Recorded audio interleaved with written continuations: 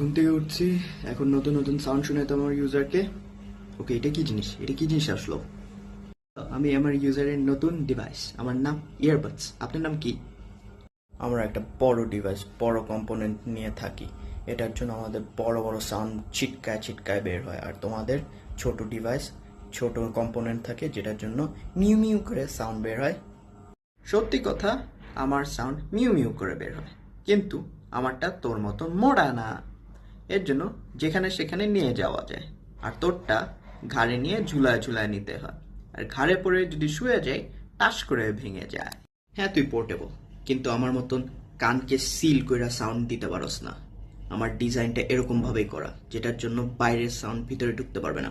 পুরা sound blockade করে দিই আমি, বুঝছস?